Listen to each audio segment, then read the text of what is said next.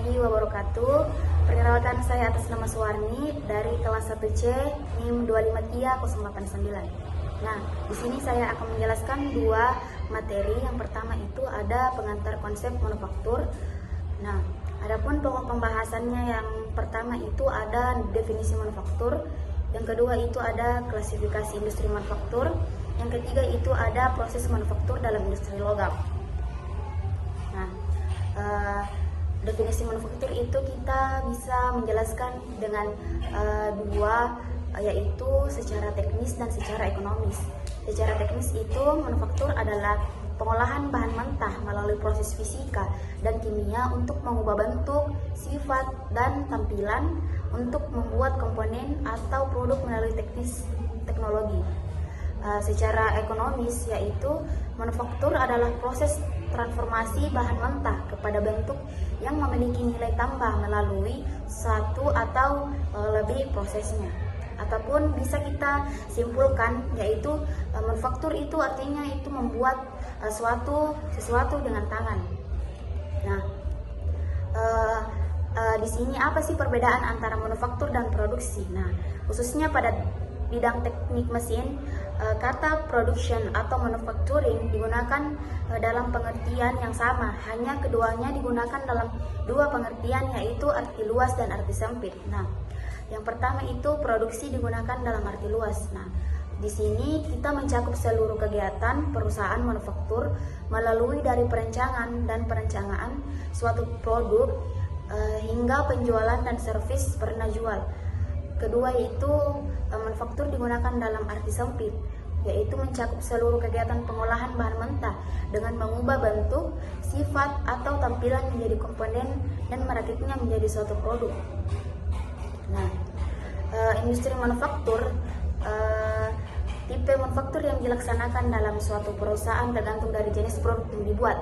Nah, seperti di dalam perindustrian, terdiri dari perusahaan dan organisasi yang menghasilkan atau menyediakan barang dan jasa. Nah, di sini industri dikelompokkan menjadi 3 bagian. Yang pertama itu ada primary industri, yang kedua itu ada secondary industri, dan ketiga itu ada tertiary industri. Nah, di sini saya akan menjelaskan secara singkat apa sih pengertian dari industri yang dikelompokkan menjadi 3 itu. Nah, yang pertama itu ada primary industri. Primary industri ini yang mengelola dan mempromosikan sumber daya alam seperti di pertanian dan bidang pertambangan. Nah, yang kedua itu ada secondary sektor industri, yaitu yang mengelola hasil industri primer dan merubahnya menjadi barang konsumsi dan barang modal. Yang ketiga itu ada tertiary industri, merupakan industri yang hanya mengelola jasa dan ekonomi. Nah, proses manufaktur itu terdiri dari dua. Yang pertama itu ada proses pemrosesan, yaitu merubah benda kerja dari suatu bentuk ke bentuk yang lain mendekati bentuk akhir produk yang diinginkan sehingga memiliki nilai tambah dengan merubah geometri, sifat-sifat maupun penampilan benda kerja tersebut. Yang kedua itu ada perakitan, yaitu menyambung atau menyatukan dua atau lebih komponen-komponennya. Nah, di sini juga saya akan menjelaskan sedikit tentang proses manufaktur dari kedua proses tersebut. Nah, proses operasi pemrosesan itu terbagi menjadi 7 bagian, yaitu solidification proses, yaitu bahan mentah dipanaskan sehingga mencair. Kemudian kita tuangkan ke dalam cetakan dan kita dinginkan, dan selanjutnya itu kita padatkan. Yang kedua itu ada particulation processing, yaitu bahan mentah merupakan serbuk atau powder dimasukkan dalam cetakan dan dipanaskan hingga dihasilkan bentuk yang diinginkan. Nah, yang kedua itu deformation process, yaitu bahan-bahan padat dan ulet, biasanya seperti logam, dan dibentuk dengan deformation plastis dengan diberi gaya bebas. Nah, yang ketiga itu material removal process, yaitu bahan mentah berbentuk padat.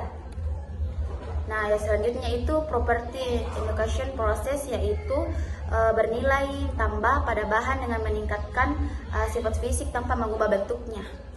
Nah, selanjutnya itu ada surface pressing, yaitu dilakukan untuk membersihkan, melapiskan, dan menempelkan suatu material pada pembentukan terluar benda. Nah, adapun surface treatment, yaitu penerapan bahan pelapis atau coating pada pembukaan terluar dari benda kerja tersebut. Nah, proses kedua yaitu operasi perakitan. Nah, operasi perakitan ini terbagi menjadi dua, yaitu yang pertama itu ada permanent assembly operations, yaitu sambungan yang dapat dilepas dengan cara merusaknya. Contohnya itu yang pertama itu ada sambungan lasang solder dan lem dan lain-lain. Yang terakhir itu ada assembly operations, yaitu sambungan yang dapat kita lepas dan dapat kita bongkar tanpa merusak sesuatu. Contohnya itu sambungan ulir dan Baik, adapun materi kedua yaitu mesin fries atau milling. Nah, di sini saya akan menjelaskan kegunaan pada mesin tersebut, yaitu mesin milling, meratakan permukaan, yang kedua membuat alur, yang ketiga itu membuat roda gigi, dan membuat benda kerja yang mempunyai segi banyak beraturan, serta membuat profil dan bentuk yang tak beraturan dan lain sebagainya. Dan yaitu adapun prinsip dasar kerja milling yaitu pisau berputar pada sumbunya, benda kerja bergerak ke arah pisau sepanjang benda kerja yang akan dipotong. Dan adapun jenis-jenis mesin milling yaitu berdasarkan posisi sumbu spindle utama mesin. Yang pertama itu ada mesin milling vertikal. Nah, mesin tersebut itu seperti sumbu utama spindle tegak lurus dengan meja. Yang kedua itu mesin milling horizontal, yaitu sumbu utama horizontal dengan meja. Nah, yang ketiga itu ada mesin milling universal, yaitu memiliki dua spindle vertikal dan horizontal. Dan adapun jenis-jenis mesin milling yaitu yang pertama itu ada mesin milling vertikal, bisa dilihat pada slide gambar saya di belakang. Yang kedua itu ada mesin milling horizontal, dan terakhir itu ada mesin milling universal. Nah, adapun jenis-jenis potongan pada mesin milling itu berdasarkan sisi pahat yang memotong benda kerja ada dua, yaitu pemotong face cutting atau pemotong muka. Yang kedua itu ada pemotong slide cutting, yaitu pemotong sisi. Nah, adapun jenis pemotong pada mesin milling berdasarkan arah pergerakan beka dan pahat, yaitu yang pertama ada pemotongan konvensional up milling, yang kedua itu ada pemotongan clipping atau down milling. Nah, yang terakhir itu ada gerakan-gerakan pada mesin milling atau fries. Yang pertama itu ada gerakan utama. Nah, gerakan utama ini gerak berputarnya alat pemotong pada spalite utama atau RPM.